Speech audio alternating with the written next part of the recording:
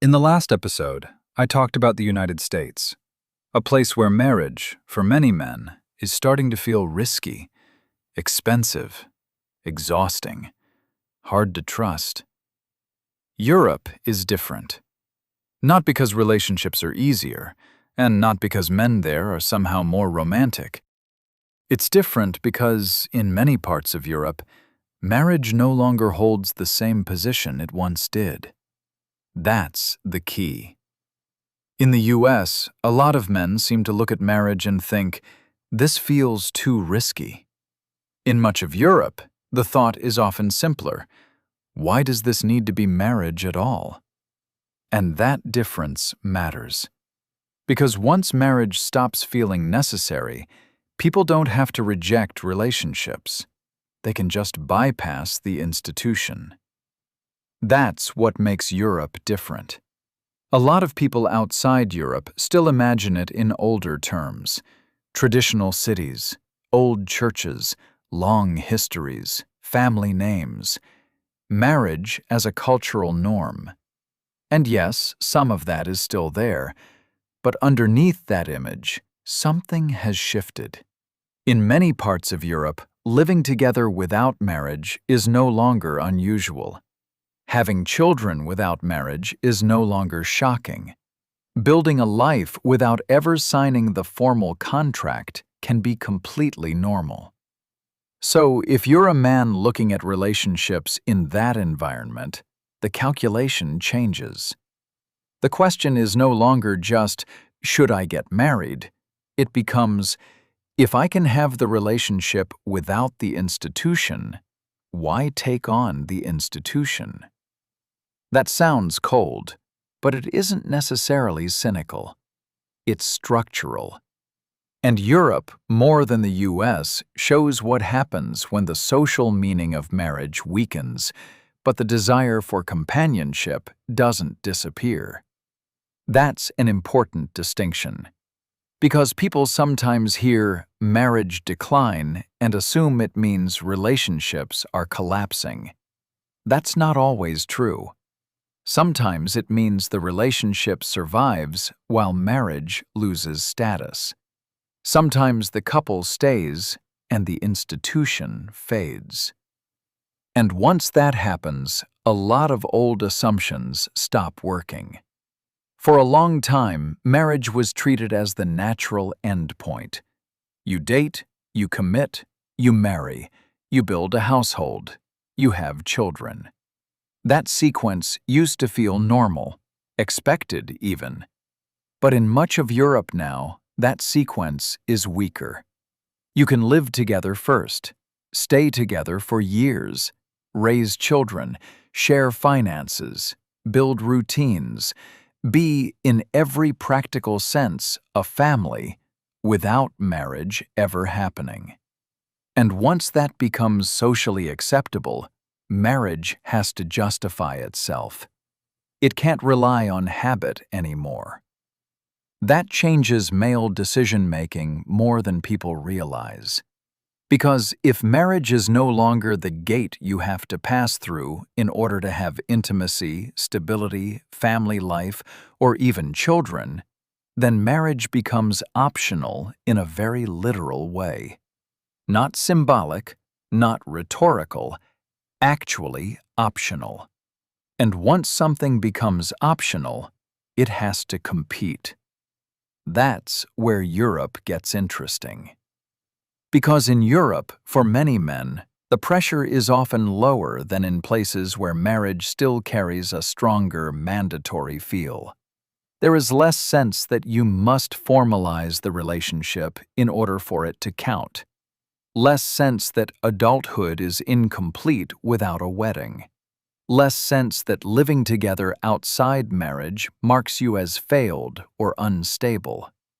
That doesn't mean every country is the same. Northern and Western Europe tend to be much farther down this path. Southern and Eastern parts of Europe are more mixed. But the broad direction is clear enough. Cohabitation is normal. Marriage is later, and in some places, marriage simply loses its monopoly over adult partnership. And that has consequences. Because when men feel less social pressure to marry, they also feel less urgency. And urgency matters. A lot of marriage used to happen not because people had solved every doubt, but because the culture pushed them forward. There was momentum. Friends were marrying. Families expected it. The path felt obvious. Europe, in many places, weakened that momentum. So now, the man who feels uncertain doesn't have to push through that uncertainty. He can simply wait. And sometimes, waiting becomes the new default.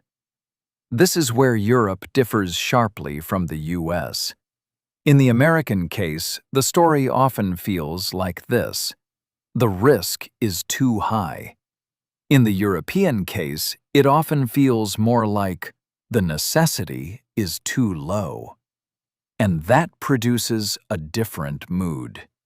Less panic, less overt frustration, less sense of the system being stacked against you in one immediate way. But also less drive to formalize anything. And over time, that matters just as much. Because societies don't need people to hate marriage in order for marriage to weaken. They just need enough people to stop seeing a reason for it. There's another layer, too. The economics are still there. Europe isn't some frictionless utopia. Housing is expensive. Urban life is expensive. Job security is uneven. Young adulthood is often delayed. Eurofound has pointed directly to housing, financial insecurity, and delayed household formation as major pressures on young Europeans.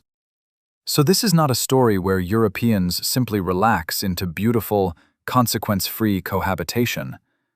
There's pressure there too. But the response is different. In the US, pressure can make marriage look dangerous. In Europe, pressure often makes marriage look unnecessary. That distinction matters.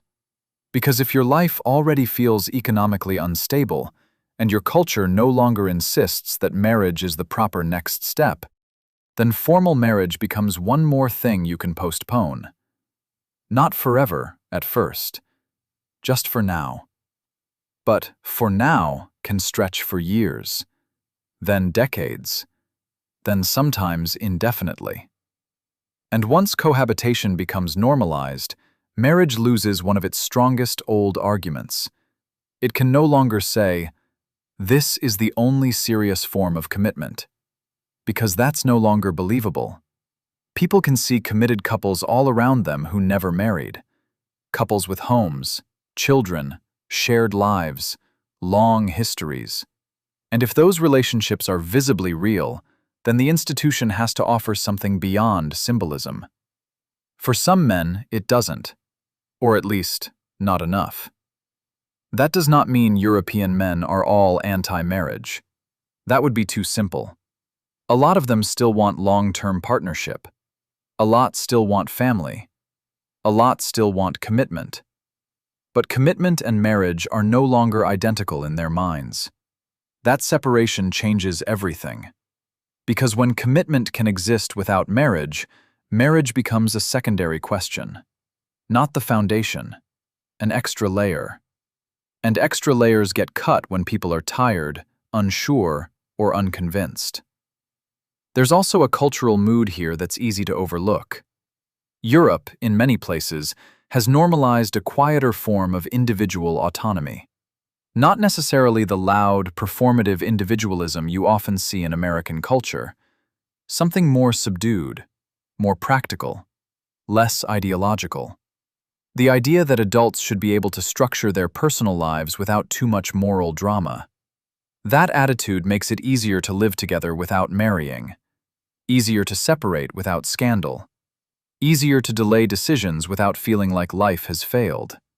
And again, that lowers pressure. Which sounds good, until you realize that lower pressure also means lower momentum.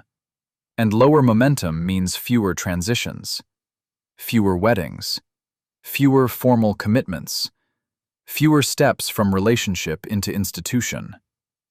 From a male perspective, this can feel comfortable, and comfort changes behavior.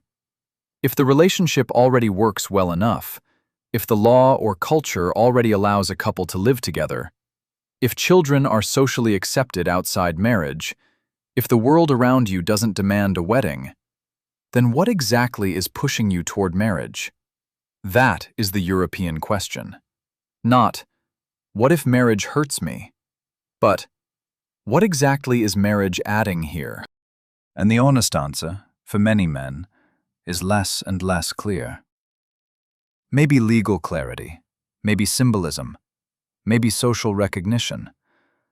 But if those benefits feel abstract while the obligations feel concrete, the motivation weakens. And once motivation weakens, delay becomes easy. Especially for men who are already uncertain, or already somewhat comfortable, or already living in a relationship that functions without the contract. That's why Europe matters in this series. Because Europe shows a different pathway to the same broad outcome. In the US, men may step back because marriage feels high risk. In Europe, men may step back because marriage feels lower value. Same result, different logic. And this is why you can't explain falling marriage with one single theory. Sometimes people withdraw because the institution feels dangerous. Sometimes they withdraw because it feels unnecessary. Sometimes the structure pushes them away. Sometimes it simply stops pulling them in. Europe is the clearest example of the second one, and from there, the demographic consequences still follow. If marriage becomes less central, and long-term commitment gets delayed, and family formation becomes less structured, births tend to fall or shift outside traditional marriage. That doesn't happen overnight, and it doesn't mean every unmarried couple is unstable. But it does mean the older sequence, dating, marriage, children, becomes weaker and less universal. And once that old sequence weakens at a societal level, population patterns change with it. So when people talk about Europe, I think they often miss the real story. They assume it's about progress, or decline, or freedom, or moral collapse. Usually some big ideological argument. But a lot of the time, it's simpler than that. Marriage stopped being the only serious path, and once that happened, a lot of men stopped feeling urgency around it. Not because they stopped wanting love, not because they stopped wanting closeness, but because the institution itself lost some of its old practical force. That's the shift. Not the death of relationships, the weakening of marriage as a necessary form. And once necessity fades, behavior follows, quietly. In the next episode, we'll go to East Asia, and that's where the pattern changes again. If America feels risky, and Europe feels optional, East Asia feels heavy. There, marriage often hasn't become unnecessary. It has become expensive, pressurized, difficult to enter. And that leads to a different kind of male withdrawal. So, we'll take a peek at that in the next episode. Thanks for watching.